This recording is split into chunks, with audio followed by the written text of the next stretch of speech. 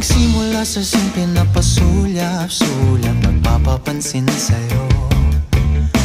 Umabot sa palitan ng mga mensahe, kilig na kilig ako.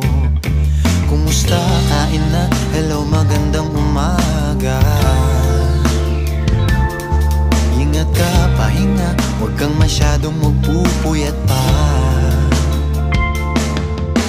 Naramdaman ng puso na dahan-dahan na pang nahuhulog sa'yo. Sa kada araw natin na pag-uusap, meron ng